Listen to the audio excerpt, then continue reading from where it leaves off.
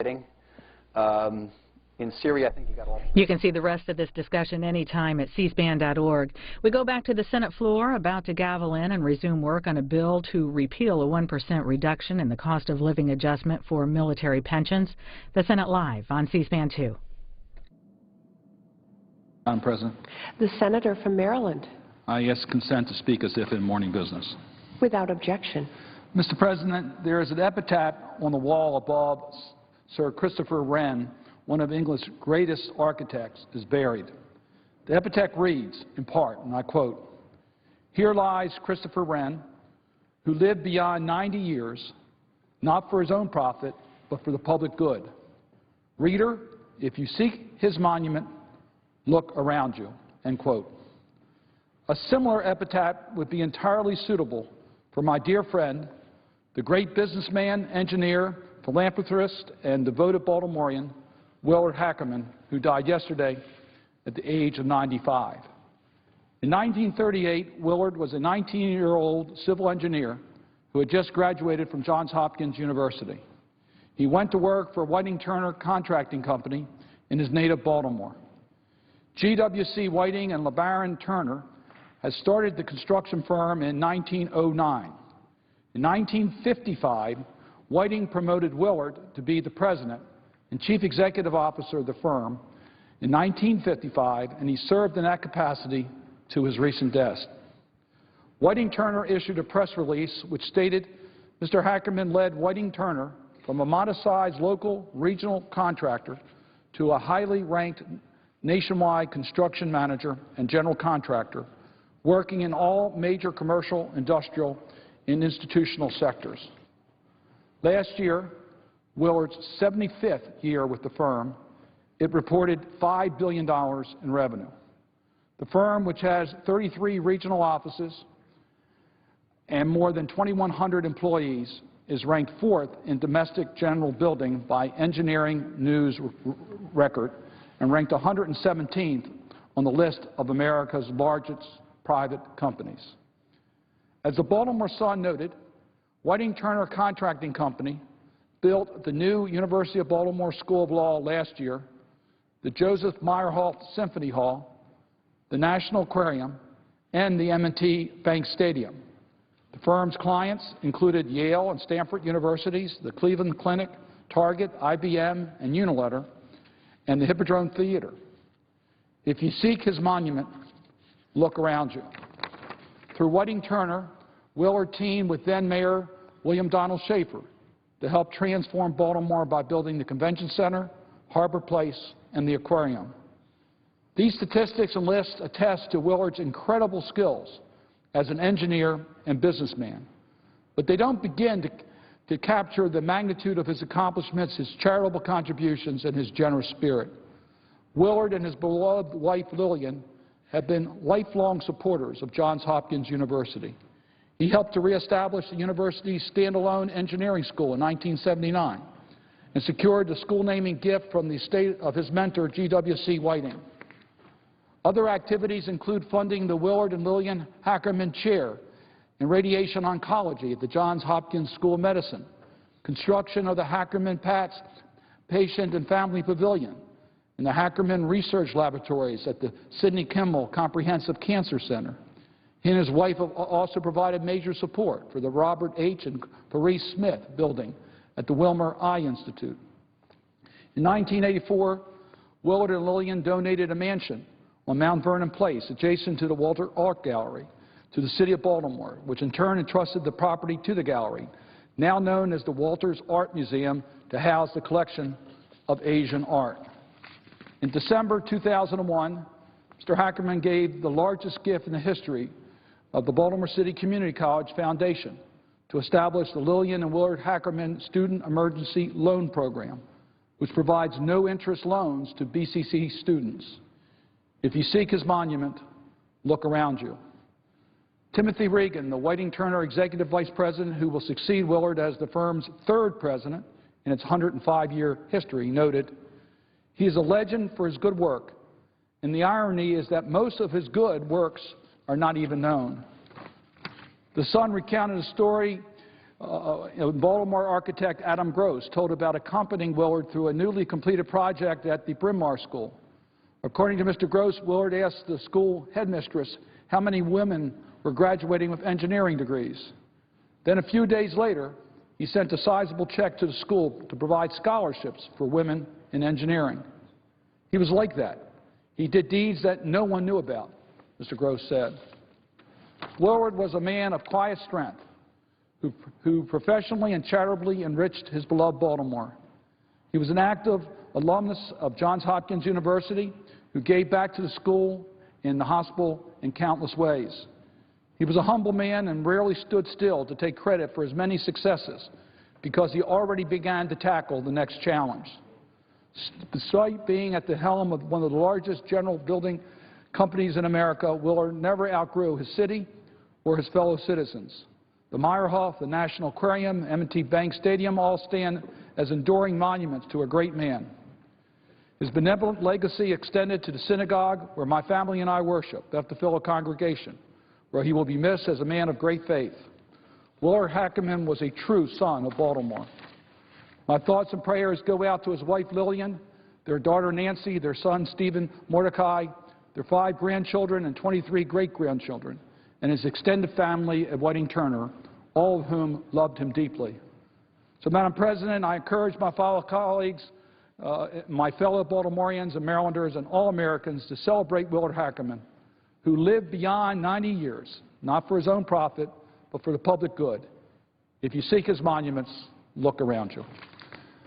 Madam President, I would suggest the absence of a quorum. The clerk will call the roll.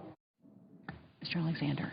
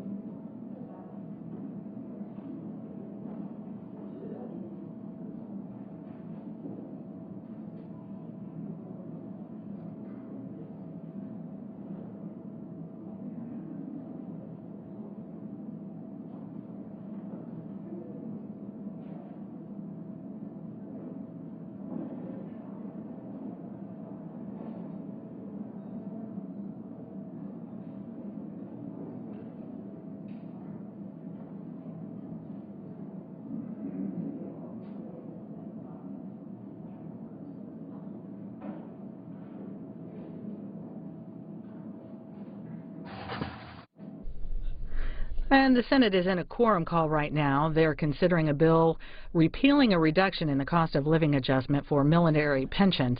No votes are currently scheduled for today. Over at the White House this evening, President Obama and the First Lady will honor French President Hollande with official state dinner at the White House. We're going to bring you live coverage of their arrivals, along with the official toasts.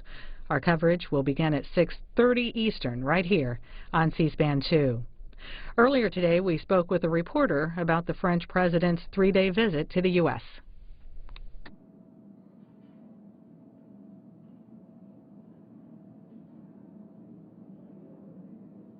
White House is throwing a state dinner in honor of the visit of French President Francois Hollande.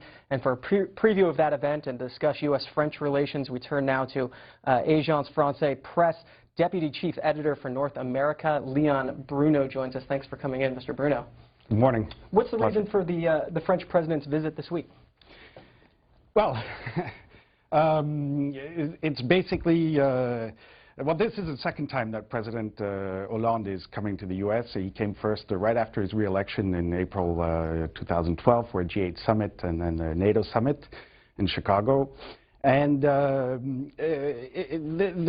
right now, the relation between France and the United States is fairly strong. In fact, it's quite good, actually.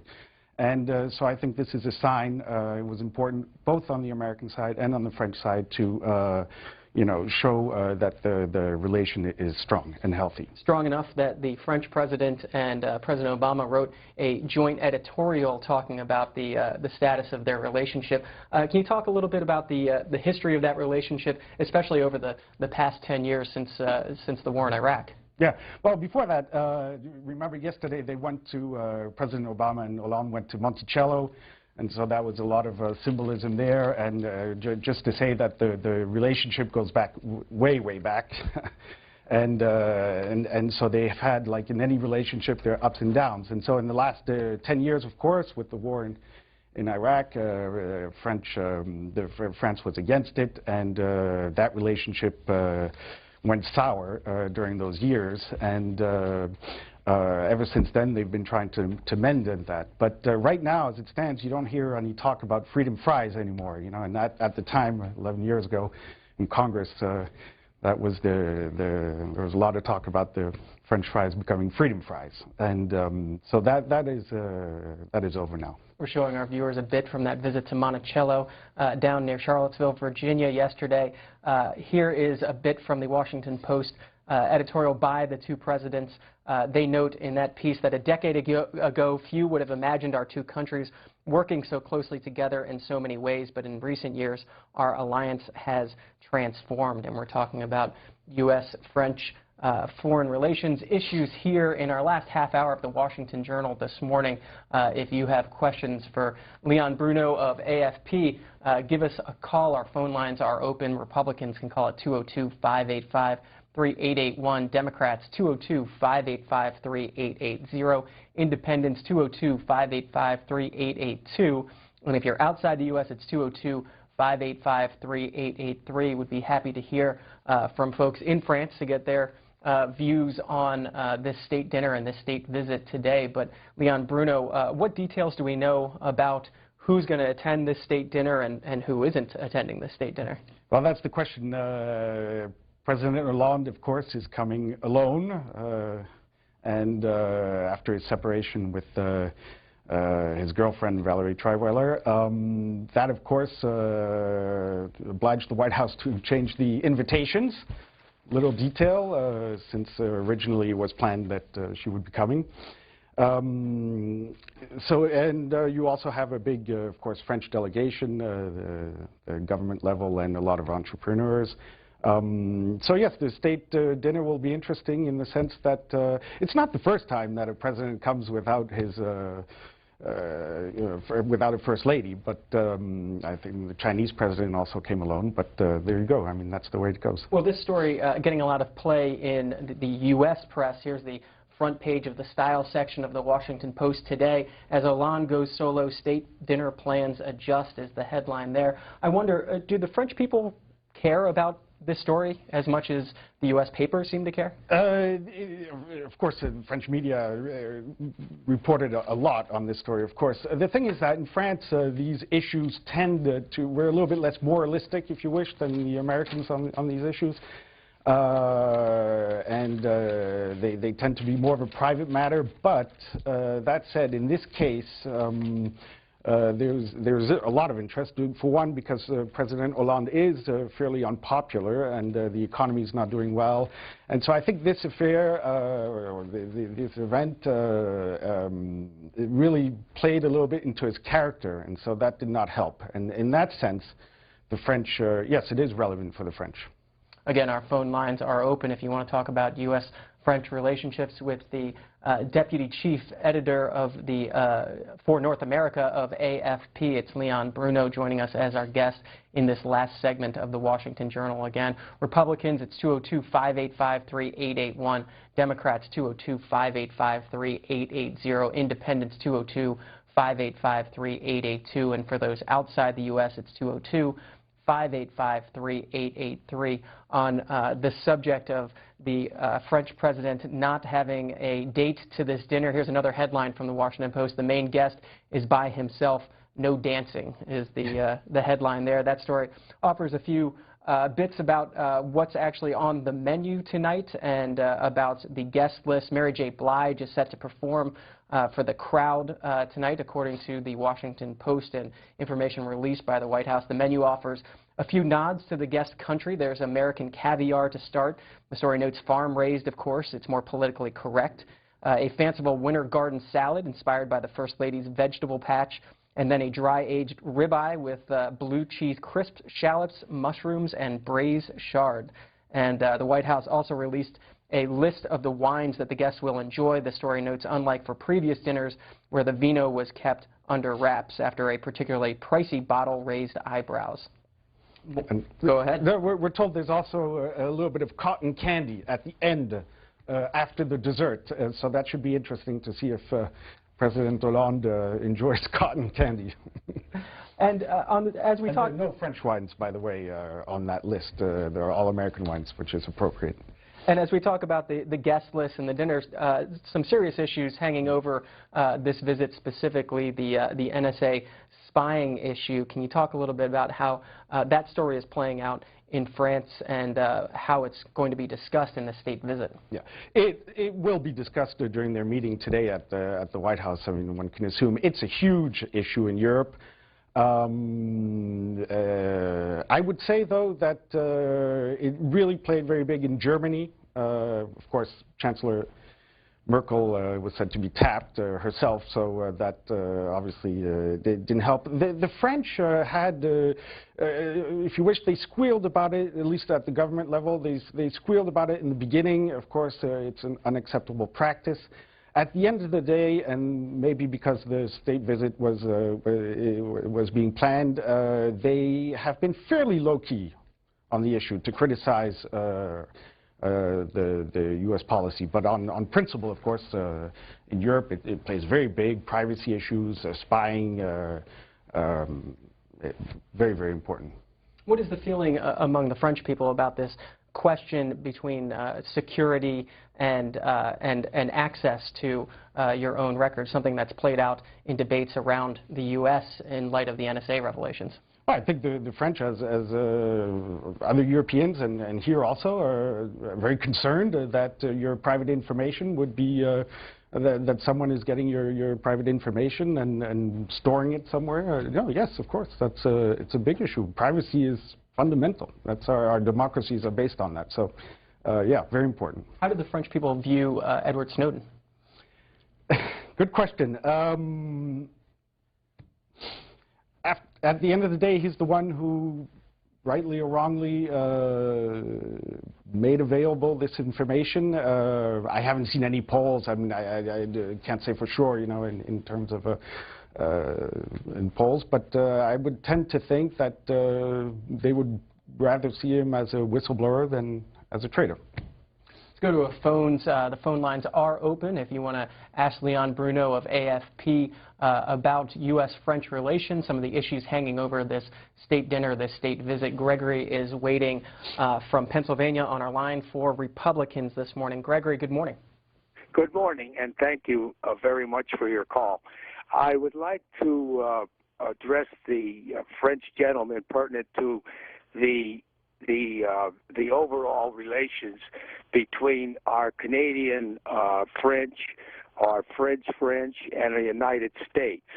How is this configuration standing up, and is it running smoothly, or is there a French problem with the British, and is this something that we should be concerned about, and perhaps is there a French problem with us that we're unaware of?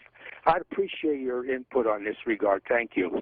Mr. Bruno. Yes, thanks for your question. I think that, well, the interesting question right now is why would President Obama invite and roll out the red carpet for President Hollande of France? Usually it's not very frequent that happens. And I think part of the reason is that France right now in a lot of foreign policy issues is a very close ally to the United States, and closer than Britain and closer than Germany. With Germany and the NSA issues, things have gotten quite complicated, and Britain has its own issues. If you take Syria, if you take Iran, the role of France in Central Africa, in Africa in general, in Mali, in Libya, the United States has come to rely a little bit on France as a very close ally on foreign issues. So I think the fact that President Hollande is invited for a state dinner, which all the ceremonial and protocol that surrounds that, is testimony to that close relationship on foreign policy. And on this subject, Hugh Carnegie and Jeff Dyer of the Financial Times wrote about it in a piece in today's paper. They write that the warm welcome extended to Mr. Hollande, the first state visit by a French president since Bill Clinton hosted Jacques Chirac, underscores what the two men called a transformation in relations since their countries fell out bitterly over Mr. Chirac's refusal to back the U.S.-led invasion of Iraq in 2003. Since Britain, traditionally the U.S.'s closest ally, pulled back last year from joining any military intervention in Syria, France has appeared to step into the gap, with Paris taking a hard line on both Syria and efforts to stop Iran acquiring nuclear weapons. If you can bring us up to the date on the Syria situation from the French perspective. Well, the thing is that President Hollande on Syria was ready to go when we almost had the military intervention for the chemical weapons. And so when President Obama decided to not go, President Hollande was basically isolated and on the European front, if you will, had to swallow, if I can use that expression. So I think the French are very upfront on the Syrian issue. They've from the beginning they've been pushing to help the opposition. Of course, closely involved in the Geneva talks. So. Yeah, that's All right, let's go to the phones. We're talking with Leon Bruno of AFP. He's the Deputy Chief Editor for North America, here to talk about U.S.-French relations. Antoine is waiting in Fair Lawn, New Jersey, on our line for Independence. Good morning. Good morning. I would like, for the sake of the viewers, to remind us that it was the French people who provided the majority of the loans at the time that our republic was formed. There were hundreds of young people, aristocrats with a lot of money that came to the United States to fight on the side of the revolution. The questions I have for your guest are two, actually. One is, with France being such a liberal country, how come there is such a blowback against the gay marriage? And the second one is, the health care. It seems like a large percentage of French people carry private health insurance in addition to the universal health insurance provided. And I want to thank our guest for coming to the show. Mr. Bruno, two issues that are very much in the news in the United States. How are they playing out in France? They're playing out. Actually, there's been a lot of demonstrations and demos in France on the issue of gay marriage. President Hollande has pushed that issue very strongly, and there's been backlash in France. Remind you that France is a Catholic country. And unanimous consent that the quorum call be vitiated? Without objection. Thank you, Madam President. I also ask unanimous consent to speak for up to 10 minutes as if in morning business.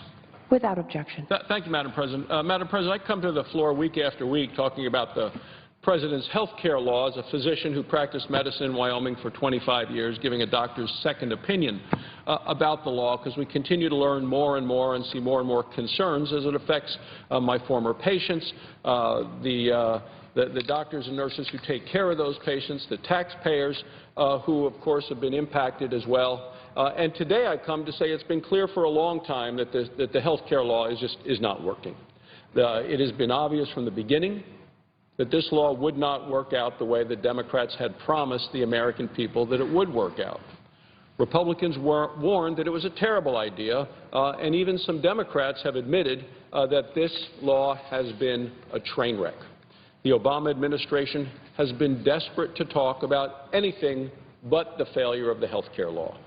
And they've been desperate to hide some of the biggest problems of the law. The President has unilaterally made one change after another, sometimes with, in my opinion, no legal authority to do so, and tried to do this in a way that perhaps nobody would even notice. Late yesterday, the administration leaked word that it would delay again the law's unpopular employer mandate. It was the second time the Obama administration has changed the health care law in just a few days. Front page today, USA Today, above the fold, health law faces new delay. Wall Street Journal, health law mandate put off again. Yesterday, the Washington Post reported on modifications from over the weekend. Administration to, actually this is Saturday, administration to allow some changes to health care plans. That article says the administration has quietly reworked rules and computer code for healthcare.gov to try to stem an outpouring of discontent. An outpouring of discontent, Madam President, by Americans who have discovered that the health plans that they bought didn't include their old doctors or allow them to add new babies or spouses. So the administration then sent out a 14-page memo to insurance companies with changes to how its website works and new rules for how people can buy coverage. The Washington Post article goes on to say the changes reflect recent work still underway to improve the computer system for the marketplace, as well as fresh thinking about the needs of people who are buying coverage. Fresh thinking about the needs of people who are buying coverage? Did the administration not think of these people before they wrote all of these things? The Obama administration has been working on this website for 4 years. Do they not talk to people and think about people and lives? I know a lot of these folks who work for the administration have gone right from college to graduate or law school and then right into some cubicle on the administration's payroll. Do they have no clue about how the real world works? You know, it's worse than that. On Super Bowl Sunday, President Obama sat down for an interview, and he was asked about the failure of his health care website, healthcare.gov. The website. This is what he said.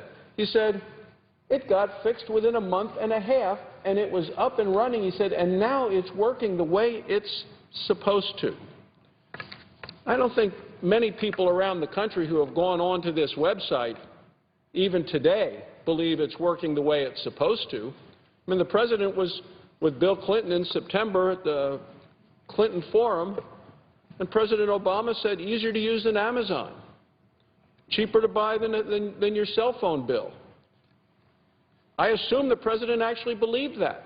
I assume the President believes it's working the way it's supposed to today. But I think that's the reason the President's poll numbers are so low, because the American people say the President is out of touch with what the American people are seeing in their own homes and in their own communities, and the President in the White House has very little realization of what's happening in America. So according to the President, healthcare.gov is now working the way it's supposed to work. Well, if that's true, why did we learn a week later that there are another 14 pages of rule changes and changes to the website? Did the President not have a clue that they were even coming? Why do we learn now that their work is, quote, still underway, trying to think about the needs of people who have been forced to buy insurance through this website? Back in December, the press gave President Obama the Lie of the Year award for his statement that if you like your health care plan, you can keep it. Well, when the President said that his website is working the way it's supposed to, either he continues to be in denial or he's got another entry for this year's Lie of the Year. Now, on Sunday, Bob Schieffer on Face the Nation asked about the latest rules changes. Those were the rules changes that were before Sunday, not the ones that came out just yesterday. I mean, the President's changed these rules now over 24 times. Bob Schieffer said, things just seem, in every day and every way, to be more confused. This is Bob Schieffer, who for years, as the face of Face the Nation, has become a trusted person that people turn to. And as he says, in a reasonable way, things just seem in every day and every way to be more confused. He then asked, is there any hope of getting it straightened out? That's what Bob Schieffer asked. Any hope of getting it straightened out? Well, the majority party whip was on the show.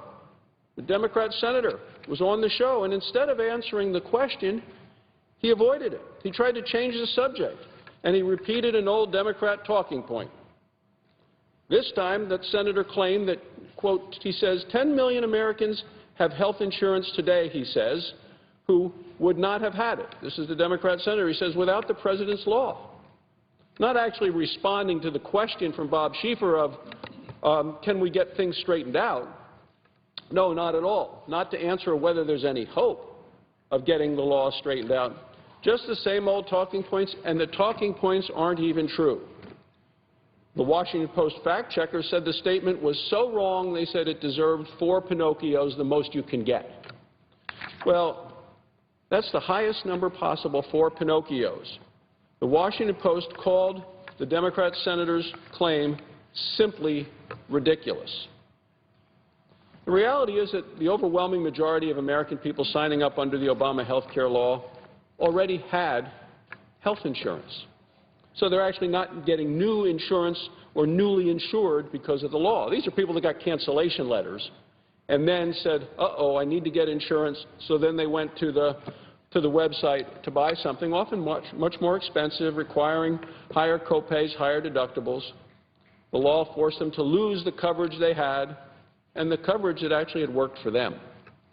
Many people are paying far more now than they were for worse coverage, and it isn't the right fit for their families. They're often paying for insurance they're not going to use, don't want more than they'd ever need, and paying more than they ever had intended. Now, that's what I hear when I talk to people in Wyoming. I was in Wyoming, in Cheyenne, and Casper this past weekend. That's what I hear at home. The administration doesn't want to talk about that. Democrats in Washington don't want to talk about it at all. They just want to repeat their talking points, even though they're completely false and have been proven to be false. Democrats want to avoid the tough questions about how the law has failed. They rely on denial and deception. The website still isn't working, in spite of what the President may have said on Super Bowl Sunday. The law isn't working. The answer to the question is no, there is no hope of getting it straightened out. The website problems that we have seen are just the tip of the iceberg. People are paying higher premiums. Coverages are canceled. People can't keep their doctor. Fraud and identity theft are going to continue to be a plague of this health care website, and people are paying higher copays and deductibles. I mean, it's been reported, interestingly enough, that in California with the so-called navigators, now the people who are the certified navigators, over 40 of them are convicted criminals. 40 convicted criminals are hired and certified to be navigators in California, in spite of the fact that people are being asked to give personal information, health information, financial information to these navigators. So it is no surprise that we're going to continue to see issues of fraud and identity theft come up.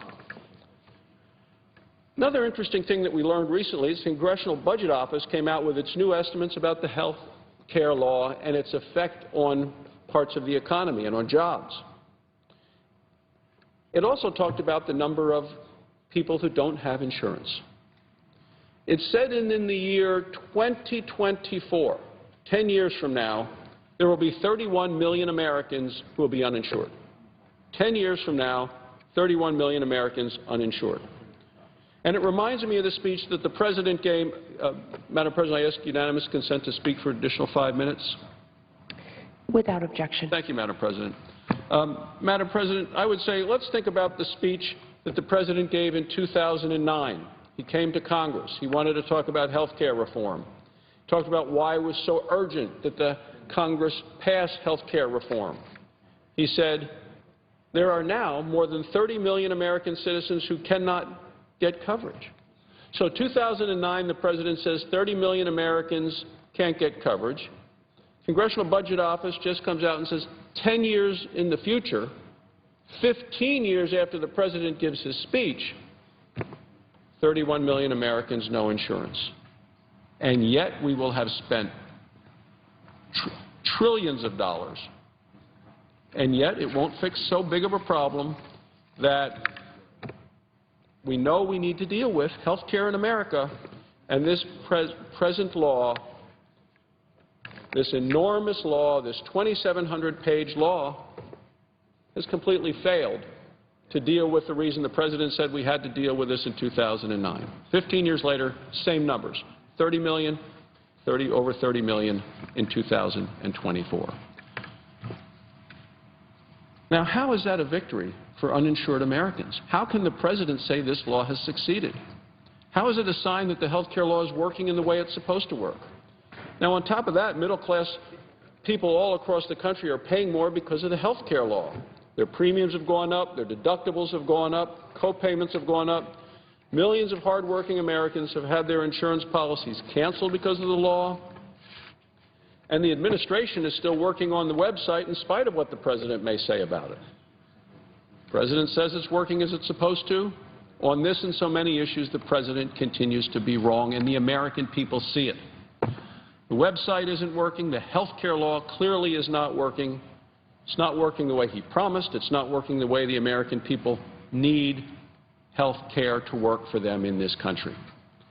It's time for the administration to just stop sneaking out these changes under the cover of darkness in blog posts. The President's going to make a change. Why doesn't he come and tell the American people what he's going to do? It's time for the Democrats to stop the four Pinocchio talking points. It's time for folks to be honest about the failings of the health care law. It's time to eliminate this terrible health care law and replace it with real reform that gives people better access to quality, affordable health care, the care they need from a doctor they choose at lower cost. Thank you, Madam President. I yield the floor. Madam President. The Republican whip. Madam President, we've reached a historic moment in the history of our republic when the President of the United States claims the unilateral power to waive, delay, or just simply ignore the law of the land.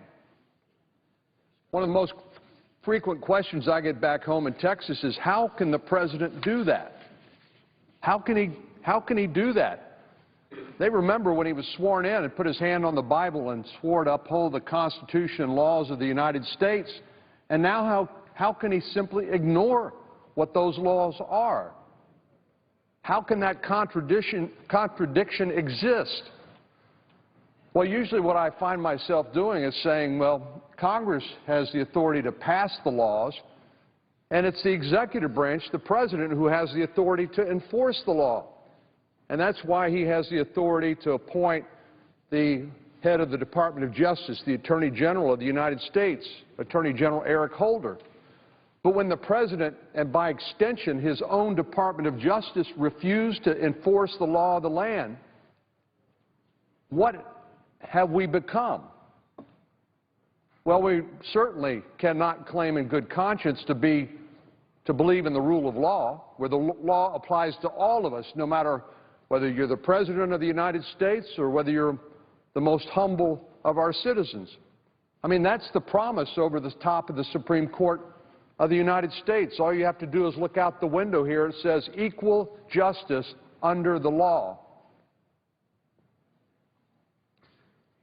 Well, quite simply, the President has no legal authority under our Constitution or under any law in America to pick and choose which laws he's going to enforce or not enforce based on political expediency. And the fact that he claimed to do so again for perhaps the 24th time doesn't change anything. So my constituents ask me at home, they say, well, Senator Cornyn, what are you going to do about it? I said, well, I'm going to support private litigation to challenge the President. And indeed, that's the nature of the litigation that originally challenged the Affordable Care Act or Obamacare. And there was private litigation that challenged the President's claimed authority to make a recess appointment and bypass the advice and consent function in the Constitution for the Congress to the National Labor Relations Board, which has now been held unconstitutional by the D.C. Circuit Court of Appeals, and now the Supreme Court of the United States is considering an appeal from that court.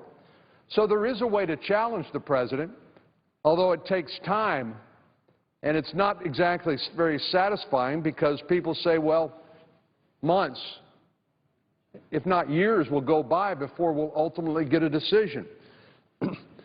But just think about the implications of what the President is doing. How would our Democratic friends feel if a Republican president decided not to enforce certain laws, let's say as they pertain to the environment? They'd be outraged. And you know what? They'd be right. It's wrong. I don't care whether you're a Democratic president or you're a Republican president, an independent or whatever. It's wrong for the President to put his hand on the Bible, to take an oath to uphold the law of the land, and then refuse to do so, and to have no embarrassment, no sense of regret, but just the hubris and the arrogance to say, I'm going to do it until somebody stops me.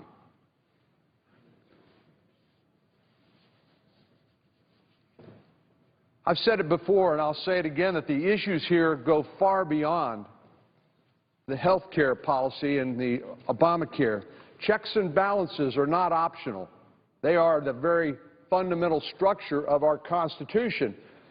James Madison and the authors of the Federalist Papers, who wrote so eloquently about the new Constitution at the time, said the concentration of powers in a single branch of government is the very definition of tyranny. If the Obama administration continues to undermine checks and balances, it will not only undermine respect for the rule of law, but also create even greater distrust of the federal government and Congress itself, not to mention the office of the presidency. Make no mistake, we all understand why the president's going down this path. It's because Obamacare has proved to be even more unworkable than his biggest critics might have imagined. And the entire law needs to, well, we need a do-over. Let me just put it that way. This side of the aisle has repeatedly encouraged the President and his allies to work with us to try to replace Obamacare with patient-centered reforms which would bring down the cost, make sure that we as patients and our families get to make decisions in consultation with our family and not outsource those to the federal government. We could come up with some ideas, and we actually have ideas that would lower costs, expand coverage, improve access to care. But unfortunately, the President has shown zero interest in addressing those. I know I heard him say, even at the latest State of the Union, he said, if my Republican friends have some good ideas, bring them to me. Well, we've been bringing them to him since 2009, and he simply has ignored or affirmatively rejected any other idea because he is so wed to this signature piece of legislation. Well, I can't help but think that one reason why the President claimed the authority to unilaterally waive the employer mandate until after the election is because he's focused on, you guessed it, the November election. And he realizes what an albatross this is around the neck of those people who are going to be going to the voters and asking for them to reelect them. But if he's wondering why Americans have grown so cynical about Washington, D.C., all he needs to do is to look at his own administration's handling of this signature piece of legislation, a program that has come to symbolize big government overreach and, I hate to say it, but it's true, contempt for the rule of law.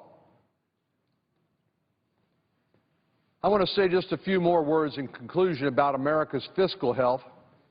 As you know, members of Congress have once again been asked to raise the debt ceiling, even though the national debt is in excess of $17 trillion. The President likes to boast about short-term deficit reduction, that is the difference between what the government brings in on an annual basis and what it spends. And it's true that on an annual basis in the last couple of years that number's gone down a little bit, primarily because the President raised taxes $1.7 trillion, coupled together with the caps on discretionary spending in the Budget Control Act. But the long-term trajectory remains just as bad as it ever was, and America continues to spend money that it does not have. And we're waiting for the President. He's the commander-in-chief. He's the leader of the free world. We're waiting for the President to put out a serious plan to address this problem.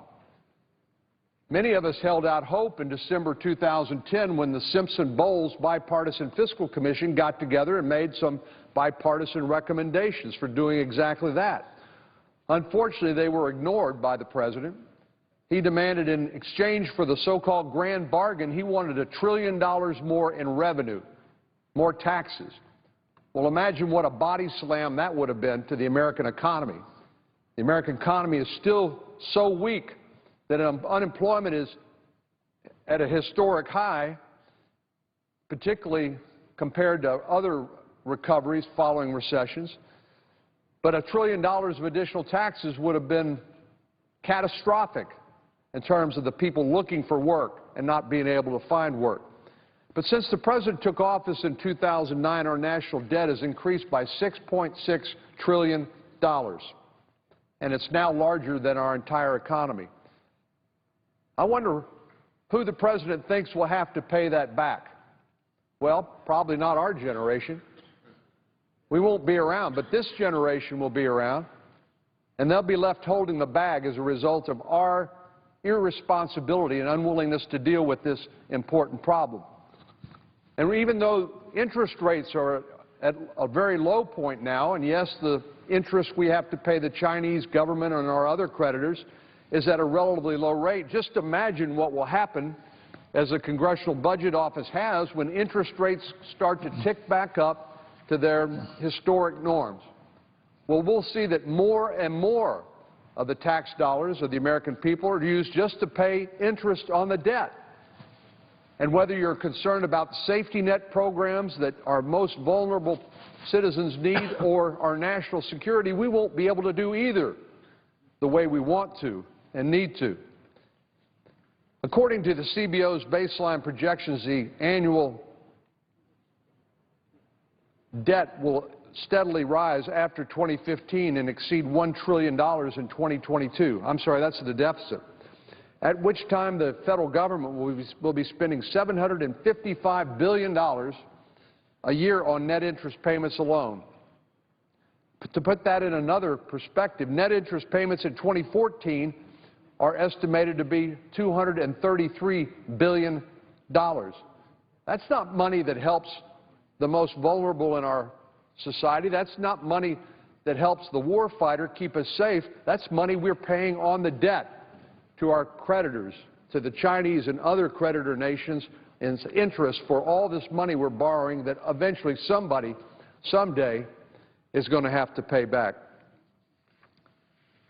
The Congressional Budget Office has consistently reminded us that even a small change in U.S. economic growth or interest rates or inflation could dramatically affect the federal budget outlook.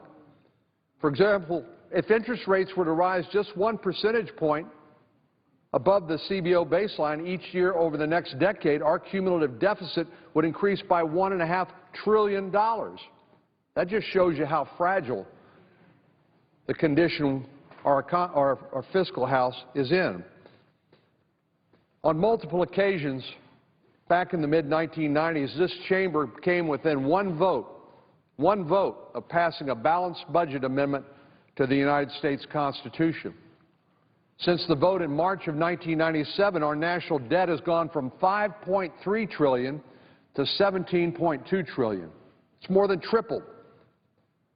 Yet even as the debt problem has gotten massively worse, the number of folks on the other side of the aisle who are willing to acknowledge that we can't continue to spend money that we don't have, and the debt is a threat to our national security and our ability to do the things we know we want to do and need to do, they continue to seem to ignore it.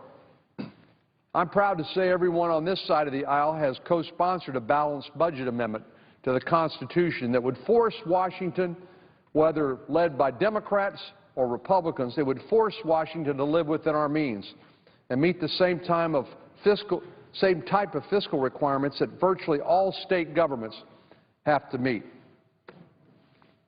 To those who think that a balanced budget amendment to the Constitution is not the answer, I ask, well, where's your plan? I realize that there are some that think, well, we can just raise taxes. Let's just raise taxes some more. But even they must understand that we simply can't tax away our long-term debt problem. The only way we can solve that is with controlling our spending, reforming our programs like Social Security and Medicare, and sooner or later, even the President will have to acknowledge that. Mr. President, I yield the floor.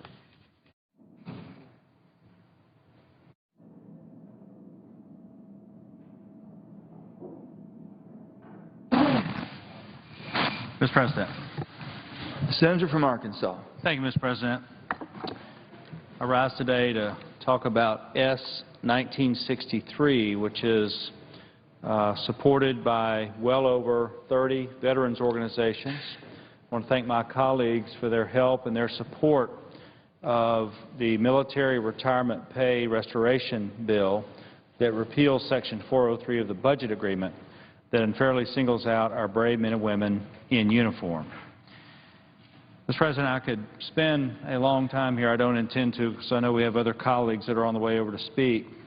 But I do want to thank my colleagues for their support for this. We got a huge vote the other night to move to this. I don't think there are any dissenting votes, and I appreciate my colleagues voting to move to this. The bottom line, this bill is about honoring the commitments we have made to our service members. My state is the home of nearly 255,000 veterans. 255,000 veterans. Now, we only have a population of 3 million, so if you do the math on that per capita, we have a lot of veterans in my state. Very patriotic state, and these brave men and women have put their lives on the line, and they've also put their lives on hold to serve this country, oftentimes in faraway places, far away from their homes and their families and from their beloved country, to protect our nation and defend our way of life. They have fulfilled their obligations, and we need to fulfill ours. Mr. President, just day after day, we get emails and letters and phone calls from Arkansas veterans and their families, and they talk about what the Senate is talking about today, and that is whether we should fix this cost of living adjustment or not, and even down to the details of whether we should pay for this or not. Let me just read a few. I have 8 Arkansans here that have written in, in recent weeks. Major Adam Smith of Sherwood said, "When I signed on 12 years ago, I swore an oath to defend my country, one that I've upheld through 4 combat deployments in Iraq, Afghanistan, and the Horn of Africa. It pains me to see that my government is not keeping its faith in my oath. I have served and will continue to serve faithfully, but I want my government to properly compensate me for all the times I nearly made my wife a young widow." Second one is from Therese Wickoff of North Little Rock. She's an employee of the VA, and she's married to someone in the military. She says, "I see our veterans every day struggling." Now, she works at the VA. "I see our veterans every day struggling. They served, and it is our duty to respect and take care of them."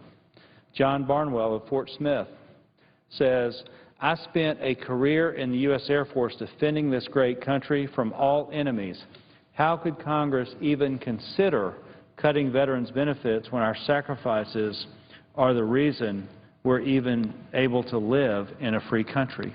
Senior Master Sergeant John W. Smith of Cabot writes in, and he says, "I served my country for 28 years with the promise that once I completed my part, I would be given a retirement for the rest of my life to include the cost of living increases. However, it appears the government has decided to change the promise made and not honor their part of the bargain."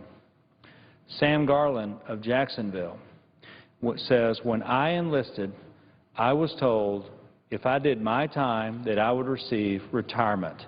Don't take away this hard-worked promise."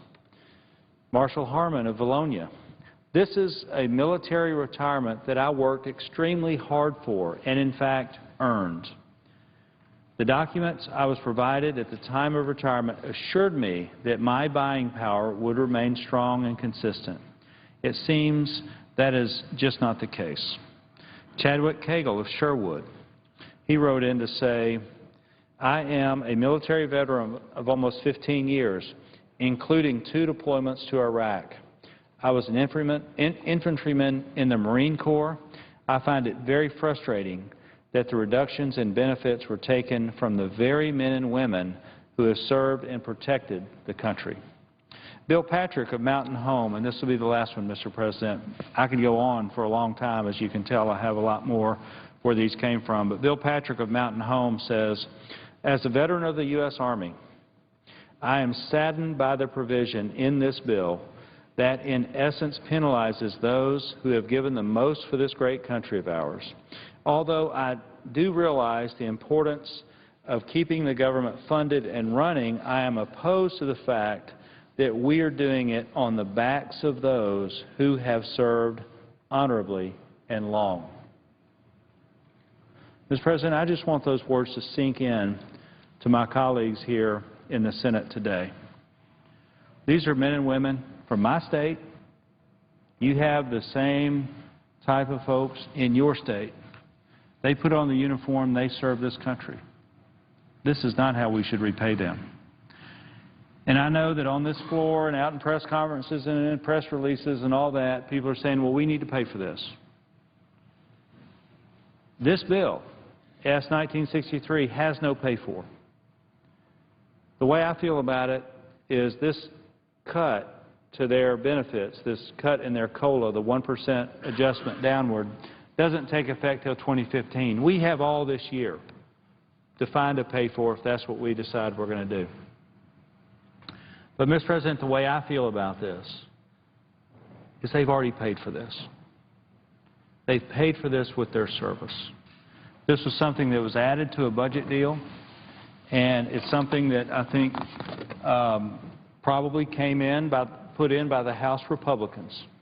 And in effect, we're trying to solve this problem for them. But regardless of that, Mr. President, I have a list here that I did not fabricate for this speech today. This stands in my office here in Washington every day.